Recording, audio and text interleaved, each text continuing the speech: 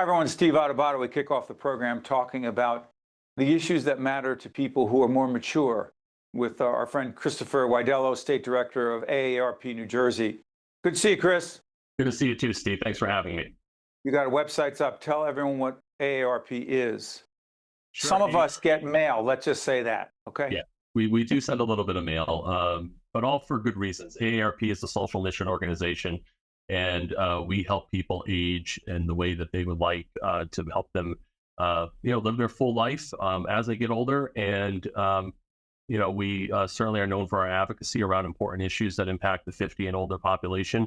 And we also do a good amount of outreach and education on different topics and things that are of interest to people who are older, but also a lot of times it benefits people who are under 50 as well. Okay, so there's going to be a new governor in January 2026. We're taping in the summer of 2025. Elections in November. Top one or two issues facing folks 50, 60 and older in the state that the new governor needs to address. Go ahead, Chris. Yeah, I think the big area is around affordability. I think people are just finding it a lot more difficult to age and live here in New Jersey, partially because of property tax. We know that we see property tax, continues to increase and people's incomes do not. So, that affordability issue is huge. And, it also connects really to an issue around the skyrocketing cost of utilities in the state. And, if you're able to pay your property tax, then you're also finding it difficult to how do you keep the lights on. And so I think those two issues combined really focus on affordability.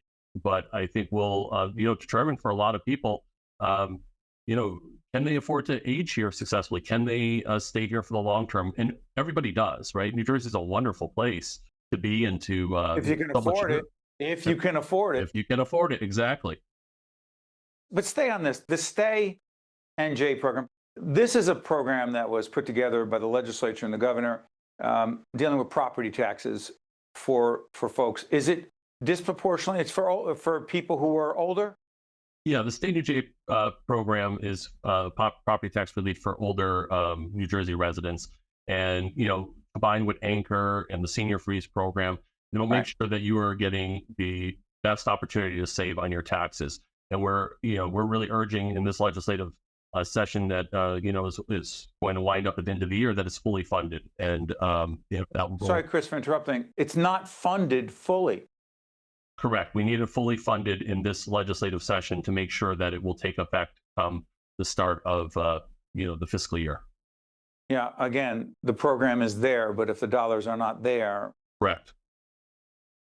Speaking of dollars, Medicaid, Medicare. Well, okay, let's put this in order. Social Security. How concerned are you, Chris, for the folks you represent that Social Security is at risk by decisions being made in Washington by Congress and the Trump administration right now?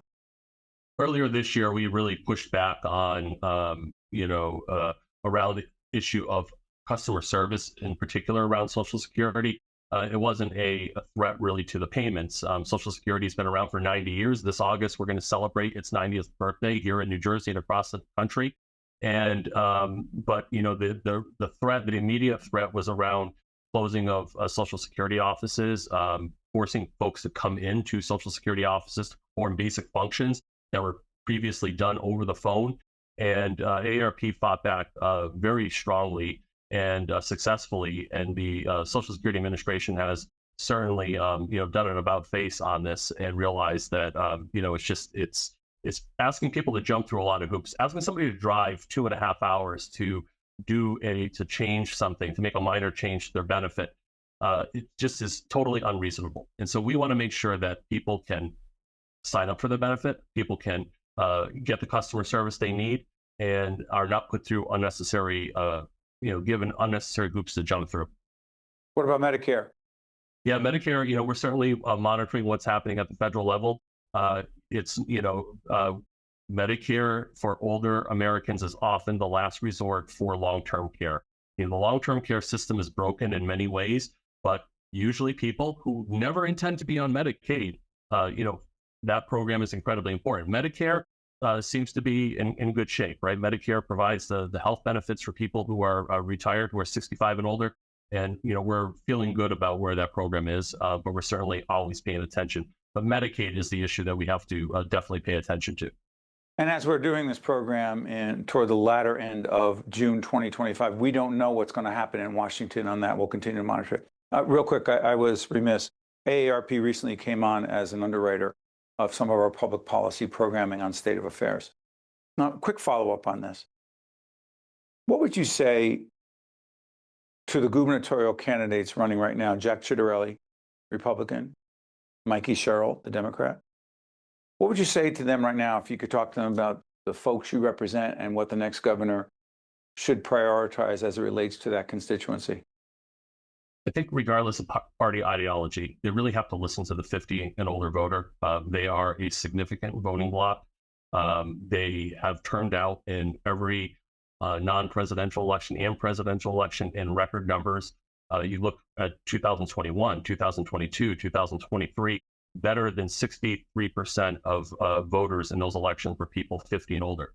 AARP has 1.2 million members across New Jersey, and there are approximately 1.6 million voters of the age of 50 that turned out in the last non-presidential election in 2022.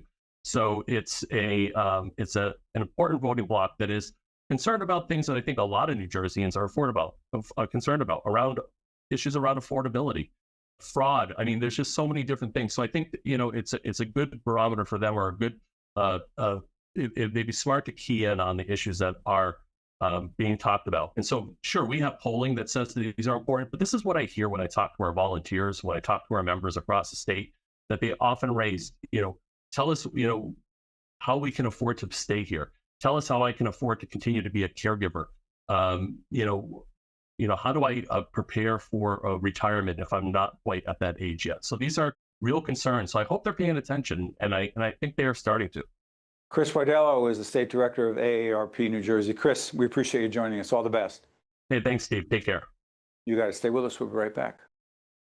State of Affairs with Steve Adubato is a production of the Caucus Educational Corporation.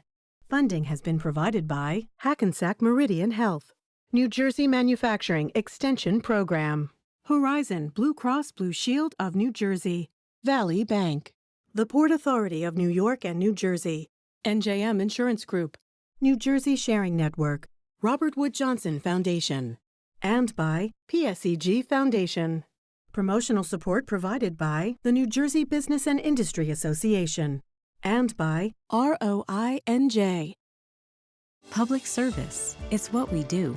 At the PSEG Foundation, through volunteer hours, partnerships, and our other contributions, we're committed to empowering communities. We work hand in hand with you, our neighbors, to educate young people, support research, environmental sustainability, and equitable opportunities, provide training and other services all over New Jersey and Long Island. Uplifting communities, that's what drives us, the PSEG Foundation.